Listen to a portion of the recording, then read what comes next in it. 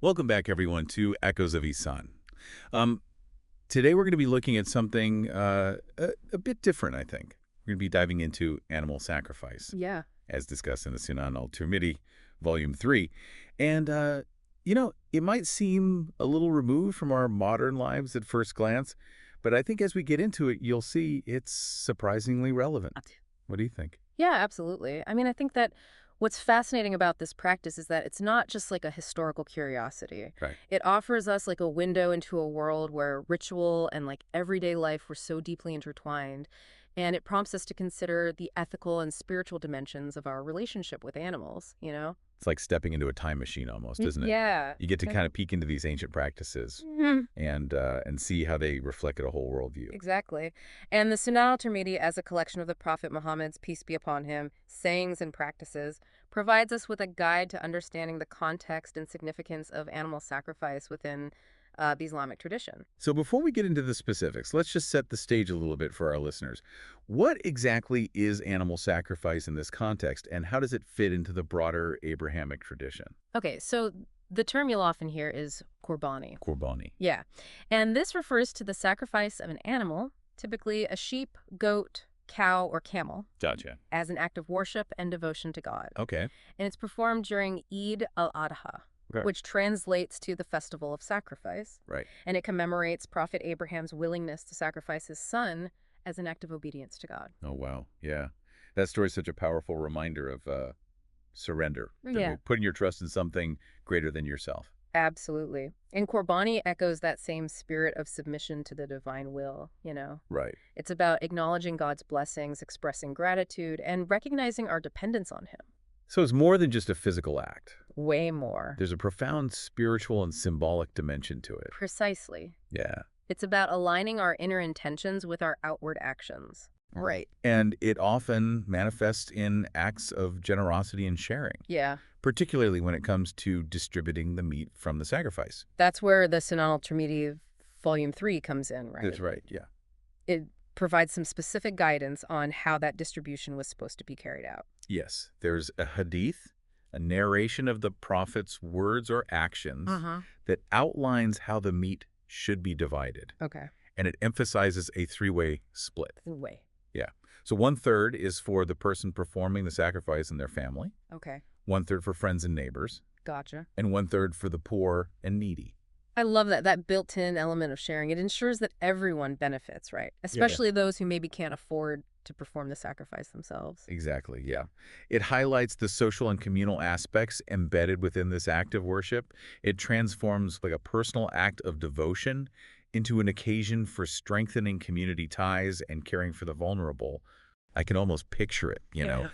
bustling marketplaces, families gathering to share meals, and the joy of giving and receiving. It's been like a vibrant expression of unity and compassion. Absolutely. Yeah. So we've been talking about this practice, but it's interesting because it wasn't always done the same way. Yeah. And I know that the Sunan al Tirmidhi Volume 3 mentions this too, right? There's another hadith where Abu Ayyub al-Ansari, Yes. a companion of the Prophet, described how it evolved over time. Exactly. So how did it change? Well, Abu Ayyub al-Ansari recalled that during the Prophet's time, people would sacrifice a sheep and share the meat generously with their families and others. However, as time passed, he observed a shift where people started increasingly sacrificing animals just for themselves. Oh, so like a decline in that community aspect. Exactly. Interesting. Why do you think that happened? Well, that's a great question, and scholars have offered different perspectives. I mean, it seems that a combination of factors could be at role, including economic changes, evolving social structures, and perhaps even shifts in, individual piety. So even a practice as deeply rooted as this wasn't immune to the influences of its time. Exactly. Yeah. I wonder if there are any parallels to how we approach acts of generosity and giving today. That's a good point, yeah. It prompts us to reflect on how our own social and economic context might shape our understanding of sacrifice and generosity, right? We might ask ourselves, how do we balance individual needs with our responsibility to the wider community, especially in a world that often emphasizes individual achievement and material success? Right. Those are really good questions. We've talked about the spiritual significance of Qurbani, its roots in the Abrahamic tradition, the emphasis on sharing, and even its evolution. But what about the ethical dimensions? Hmm. particularly concerning animal welfare. I mean, this is a topic that's very much at the forefront of our minds today. Absolutely. Yeah. And the Sunan al Tirmidhi is very clear on this point. It emphasizes the importance of minimizing the animal's suffering Okay. and treating it with the utmost respect throughout the entire process. Can you maybe elaborate a bit on that? What kind of guidelines does it provide? Sure. So it stresses the importance of using a sharp knife to ensure a swift and painless slaughter. And the Prophet, peace be upon him, explicitly forbade sharpening the knife in front of the animal or slaughtering one animal in the presence of another, as this would cause unnecessary fear and distress. I mean, even in the context of taking an animal's life, Yeah, it shows sensitivity to its experience. exactly. Right. Yeah. And it goes beyond the method of slaughter. The Sunan al Tirmidhi also prohibits certain practices that were common during the time of ignorance, such as mutilating the animal or leaving it to suffer unnecessarily. So it's not just about carrying out like a set of actions. It's about No. the way you approach it Exactly. with compassion, with intentionality, with reverence for the animal's life. Precisely. Yeah. Yeah. And this brings us to a crucial point that the Sunan al Tirmidhi underscores time and again. True sacrifice extends far beyond the physical act. You're talking about the inner transformation, right? Yeah. The idea that it's not just about the outer ritual, but about cultivating a spirit of selflessness, Yeah. willingness to give for a higher purpose. Exactly. There are numerous hadiths in the Sunan al Tirmidhi that highlight the importance of sincere intentions, Right. recognizing that true sacrifice is about giving up something dear for the sake of God and for the benefit of others. It's a reminder that sacrifice, at its essence, is about transcending our own ego and desires, Absolutely. about choosing a higher good even when it demands something from us. Precisely, yeah. And that concept of sacrifice, that willingness to give of ourselves for something greater, Yeah. that resonates far beyond the specific context of animal sacrifice. Yeah. It speaks to like a fundamental aspect of the human experience. Absolutely. I'm thinking about all the sacrifices we make in our own lives, Mhm. big and small. Yeah. The parent who stays up all night comforting a sick child. Yeah. The volunteer who dedicates their time to a cause they believe in. Yeah. A friend who offers a listening ear when you need it. These are all expressions of that same spirit. Beautifully said. Yeah. Yeah, and those everyday acts of sacrifice, often performed quietly and without fanfare, can be just as profound and meaningful as any grand gesture. It seems like we've only just scratched the surface. There's so much to unpack, so much to think about. Absolutely. Why don't we pause here for now and give our listeners a chance to kind of digest what we've covered so far? That sounds good. So, as we go deeper into the Sunan al Tirmidhi, Volume 3, Okay. we find another layer of wisdom that relates to animal sacrifice. And it might surprise you. Yeah. It kind of touches upon the world of business and trade. Oh, that's really interesting. I wouldn't immediately associate animal sacrifice with commerce. What's the connection? Right. Well, you have to remember that in the time we're discussing, animals were not just a source of food, they were a form of currency and wealth. Oh, okay. So it makes sense that there'd be some guidelines to ensure ethical conduct even in those transactions. Exactly. The Sunan al Tirmidhi emphasizes the importance of honesty, fairness, and transparency in all business dealings, Okay. including those related to animal sacrifice.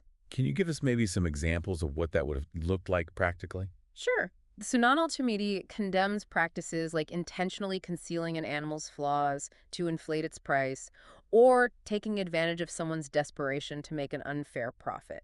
So it sounds like it was about upholding a high moral standard even in the marketplace. Exactly. It's about recognizing that even in transactions that might seem mundane, our actions should reflect our spiritual values. It reminds me of the concept of Ihsan that we often talk about on this podcast. Yes. It's about striving for excellence in all that we do, Right. in our personal lives and how we interact with others. You got it. The Sunan al Tirmidhi's teachings on animal sacrifice are very much intertwined with the concept of Ihsan. It's about approaching this act of worship with sincerity, compassion, and commitment to ethical conduct. So it's not just about following the outer rituals. No. It's about cultivating an inner state of awareness and Yeah. intentionality. Absolutely. It's about making sure our actions, whether we're engaging in a spiritual practice or in a business transaction, are aligned with our highest values. This has really highlighted the many sides of animal sacrifice. Yeah. It's not just a historical ritual. It's a practice that touches upon our relationship with the divine, with animals, with our community, and even with ourselves. And it prompts us to ask some tough questions about how we live our lives today. Like what kinds of questions? Well, how do we balance our needs with the needs of others? How do we make sure that our actions are guided by ethical principles? And, how do we cultivate a spirit of generosity and compassion in a world that often seems to prioritize self-interest? Yeah, those are questions that are relevant today as they were all those centuries ago. Indeed. And as we continue exploring the Sunan al Tirmidhi Volume 3, I encourage you to keep those questions in mind as we delve into further teachings that offer guidance on how to live a life that is both spiritually grounded and ethically engaged. I'm ready to keep going. What other insights await us? Well, let's turn our attention now to a theme that kind of runs through the Sunan al Tirmidhi's teachings on animal sacrifice. It's this idea that this act of worship is not merely about the ritual itself, but about an inner transformation. I remember you talked about that earlier. Yeah. The idea that true sacrifice goes beyond just the physical act. Can you talk more about that? Of course. The Sunan al Tirmidhi emphasizes that the real value of sacrifice lies in the purification of our hearts and in strengthening our connection with God. So it's about aligning our inner intentions with what we do outwardly. Precisely. We're talking about going beyond just a transactional approach to worship, where we're just performing rituals to check a box, you know? Instead, it's about approaching these acts with sincerity and humility. Yes. And a real desire to get closer to God. Exactly. The Sunan al Tirmidhi reminds us that God looks beyond what we do outwardly and sees what's in our hearts. It's a powerful reminder that true sacrifice isn't about just going through the motions, but about a true transformation of the self. Exactly. And how does this transformation play out? Well, it often shows itself as a heightened awareness of our interconnectedness with all of creation. Can you explain that a bit more? What's the connection between animal sacrifice and our relationship with the natural world? So, sacrificing an animal can be seen as a way to symbolically acknowledge our reliance on the natural world Right. for our food and really our survival. It's a way of saying that we're not separate from nature, Right. but we're part of it. Exactly. And that should lead to feelings of gratitude and responsibility. Yes, gratitude for what nature provides us and a responsibility to care for it and protect it. So, the Sunan al Tirmidhi encourages us to approach sacrifice with reverence for the animal's life and a recognition of how sacred creation is. That's right. It sounds like these teachings are pointing us to a more well-rounded understanding of where we fit in the world. They are. They invite us to see ourselves not as just individuals going after what we want, but as part of a bigger web of connection. Where what we do impacts others Exactly. and the environment around us. The Sunan al Tirmidhi challenges us to move past a narrow, self-centered way of thinking. Right. And to embrace a broader view of what we're responsible for. This is making me think about my own choices. Yeah. How often do I think about the consequences of my decisions on others and the environment? Am I living in a way that reflects the values we've been talking about? Those are great questions for all of us.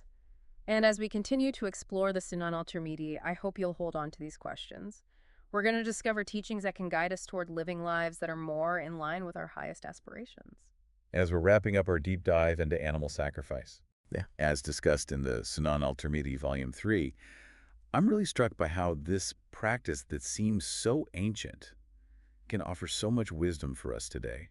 It really speaks to how relevant these teachings are. They continue to resonate with us across time and cultures. We've explored so much the spiritual, the social, the ethical, and even the economic parts of animal sacrifice. Yeah. And it feels like we've just scratched the surface. Absolutely. There's always something more to discover, more to think about, and more that we can apply to our own lives.